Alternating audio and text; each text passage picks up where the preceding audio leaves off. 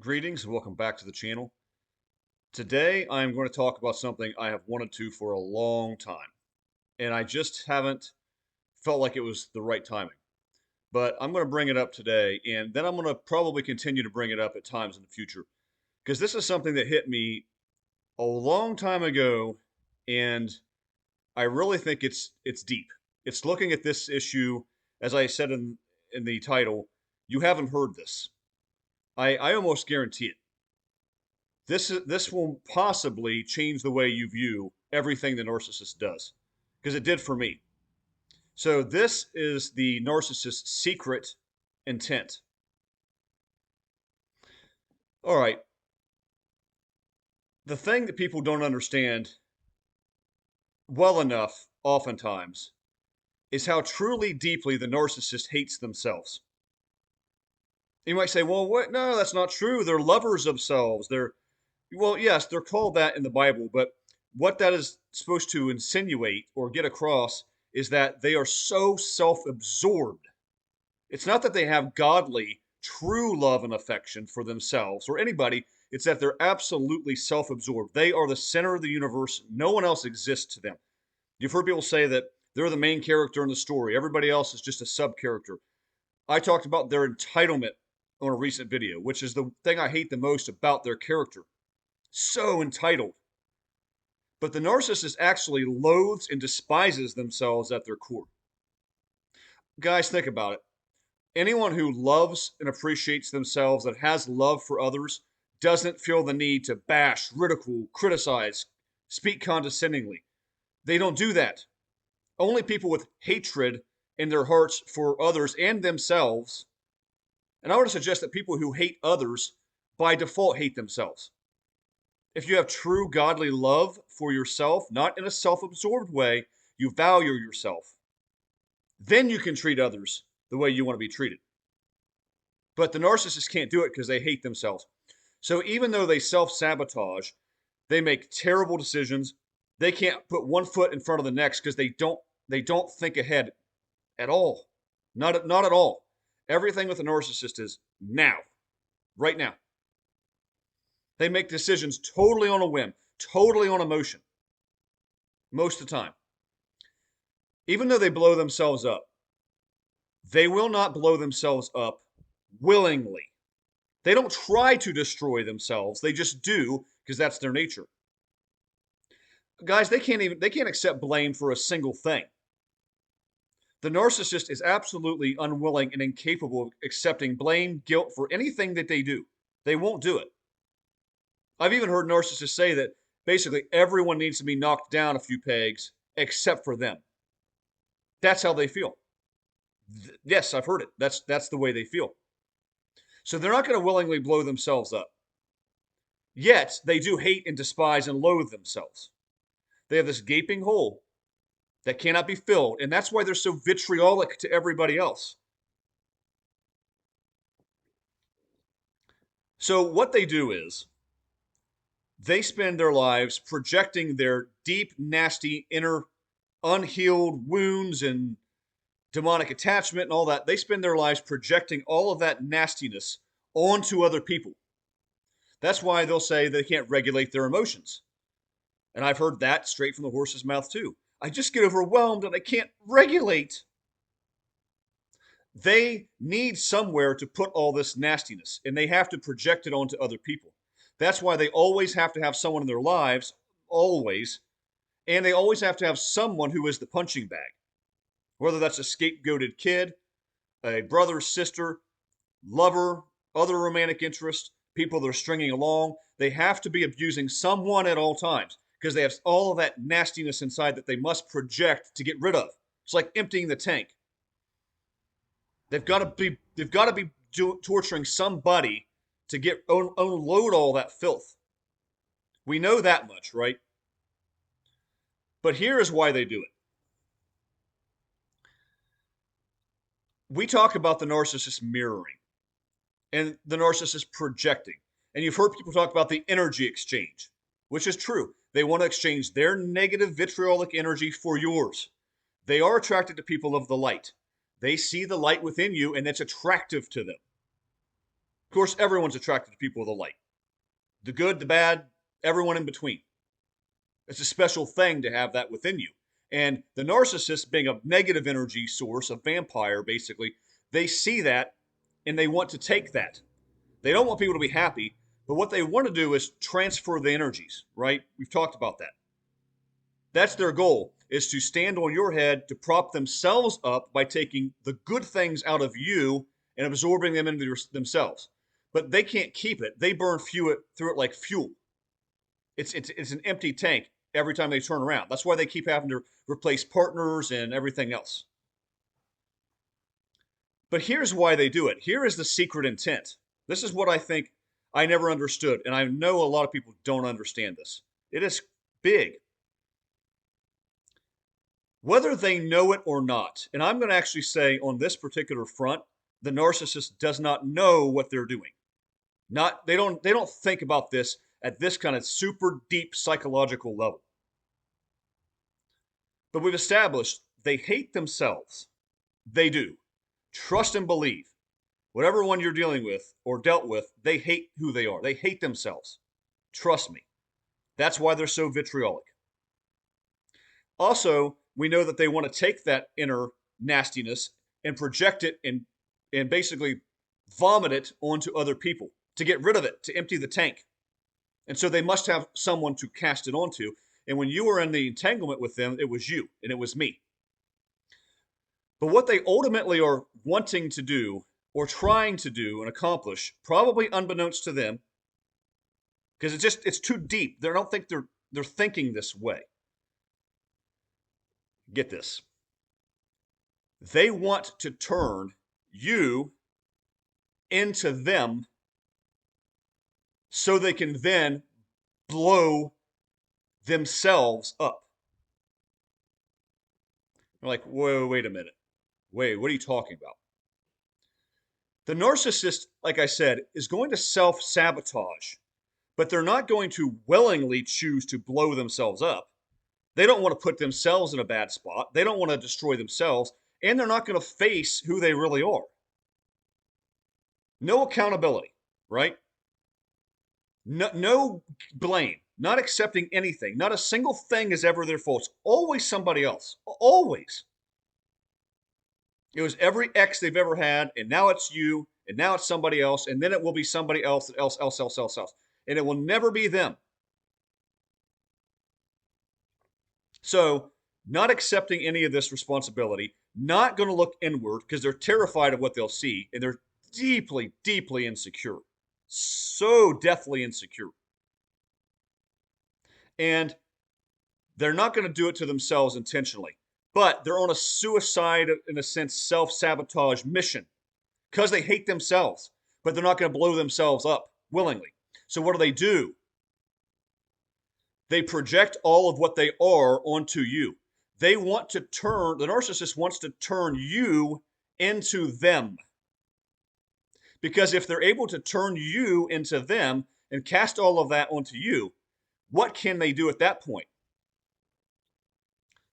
They can blow themselves up and sabotage themselves and finally address that ugliness, that nastiness, and get after that person that they hate, which is themselves deep down. They can finally get after that person and blow them up because it's not themselves directly, it's now you. Is this making sense? I know this is crazy, but I'm telling you, I believe this is what they do.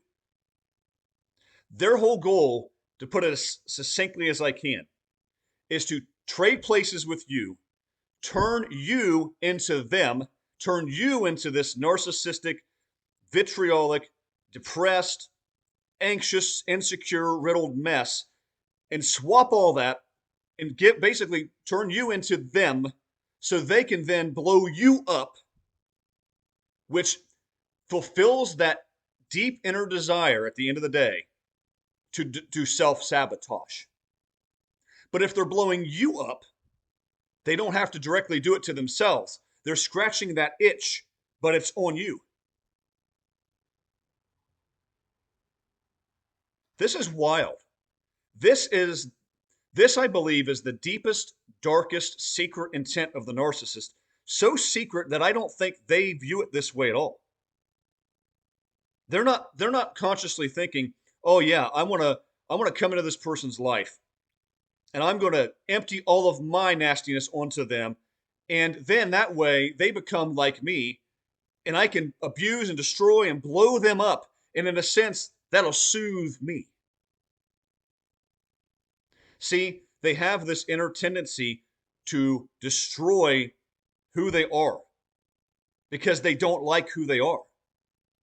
If you think, I know, put in your mind the narcissist you dealt with. And many of you, I understand, think they're happy, they're doing wonderful, they're with a new partner, they've got a better job, or they've got a bigger house, or whatever, because that is their whole entire game of life. That's their intent with the public, is to make everyone think they're getting it right. It's all good. It's roses and daisies now. And I don't know how many times I can say it on here, and I always will. That is not the truth. They haven't gotten it right. They haven't improved. And it's not the point of this video, and I don't want to get off track very much. But you know they haven't improved for a million reasons. But most of all, you've probably forgotten what you saw, the ugliness, the disgusting behavior that you saw, not the person at the beginning, but the disgusting person that you got to know, the real one. That's who they are. That's who they are. It's who they are now.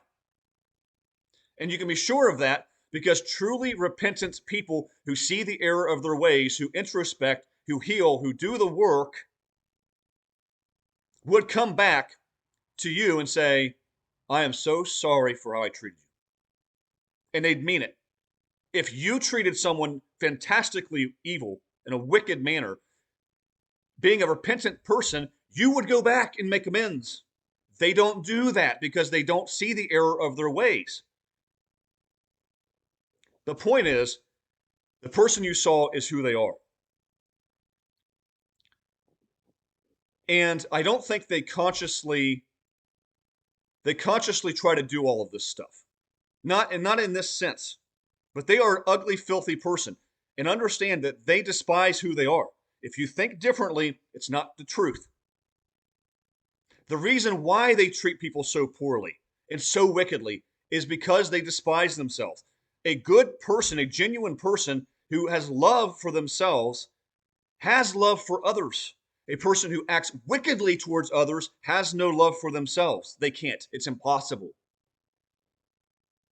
"Oh, but the narcissist is doing great." No. Get out of here with that stuff. They cannot stand themselves. And you probably got to see this. And I got to see this with multiple in different ways. They're depressed. They're anxiety ridden. Sometimes they can't get out of bed. They talk about all the time, "I don't make good decisions. I don't trust myself." They look back on the situations often they sabotaged, not necessarily with remorse, but they do see it as a missed opportunity. I've seen this. They do get hung up on people and think back on certain situations, at least at minimum, because they see it as a missed opportunity. That person was phenomenal, and yes, I blew that up too. They do this. I'm not saying they sit and writhe around in pain and agony over the things they did, but they see it as a missed opportunity for themselves. My point is, they, at the heart, at the core, loathe who they are. So what's the solution? I can't blow myself up. I can't take it out on myself that I hate myself, coming from the narcissist. So what I can do, though, is I can empty all of this nastiness onto other people, chiefly a romantic partner, because the romantic partner situation is a far deeper entanglement. I'm not saying that having a narcissistic mother, father, relative, friend is not awful, because it is. It's awful. But the romantic relationship, because there's that physical, intimate bond, among other things, and you're so close to this person, is a whole different ballgame. What they can do is get romantic partners, pull them in, fake them out, grow attachment, and slowly but surely empty who they are onto this person. They want to create other narcissists. They want to turn you into them. And if they can turn you into them, now they can satisfy that deep inner unconscious desire to destroy the person they hate most in the world, which is themselves. Yes, the person the narcissist hates most in the world is actually themselves. I know some of you don't believe it. It's the truth. The reason they hated you is because they hate themselves. And so what they can do is empty all of it onto you, turn you into them, get rid of their disgusting, toxic, evil traits, cast them onto you, and then they can blow themselves up by blowing you up. But they don't take the damage, do you see? They don't reconcile with themselves. They're not harming themselves. They're not introspecting. They're not coming to terms with it. What they've done, though, is they've turned you into them. And as long as it's you and not them, they can take all of it out and destroy all of it and blow that person sky high. And in effect, by doing that, they're soothing themselves. Why do you think they can't regulate? Why do you think they need other people to take things out on? Because by doing that, it regulates their emotions and their wickedness. That's why they always have to have people. That's why we talk about they can't regulate their emotions. They need others, and chiefly they need to cast that vitriol onto others, and that's how they calm back down. Did you see it in the relationship? I did. The wicked, nasty, demonic behavior that comes out for a whole day, and then finally it's like the person crashes. It's like they come back, which is another sign of demonic attachment. The person's out of control, and then it's like it leaves them. But what happened is they emptied the tank. They got all of that nastiness off onto somebody else, and their chief goal, secret intent, is that they have turned you, at least in their minds and probably in reality, because you can't be around them and not be changed for the negative. As I've said a million times, right? You can't change the narcissist, but they will change you. They, and at least in their minds and probably partially in reality, have turned you into them and unloaded the things they hate about themselves onto you. And now they're free to destroy themselves by destroying you. It is deep. This is the deepest thing I think I've ever theorized about how this works. I'm interested to see what you guys think. Drop comments below. Tell me if you think I'm onto something here or not. I'm not trying to revolutionize the field or something. I'm just trying to educate you guys and grow and learn myself. But that's what I've come to conclude is at the end of the day, I'll say it one last time. What is it they're really trying to do?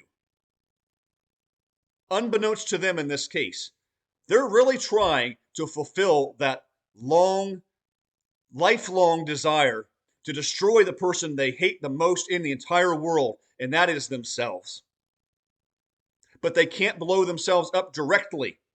So what they'll do is turn others into themselves, and if they have emptied that onto you and turned you into them, at least as a representation in their minds, now they're free to pull out all the weapons, torch that person. Because in torching that person that they perceive that they have turned into, they've turned you into them, now it's a free-for-all. Now they can blow that person sky high and soothe that inner desire to blow up the person they despise the most in the world, which is themselves. Wild. So anyway, guys, I hope this is interesting and thought-provoking. Give this one some thought. Let me know what you think. I'm going to talk about it more as time goes on. But that's the secret intent of the narcissist, to destroy themselves by destroying you. Anyway, guys, I will come at you with another one here soon. Drop comments below. Thank you for the new subscribers. Hope to hear from you as well. Until next time, God bless.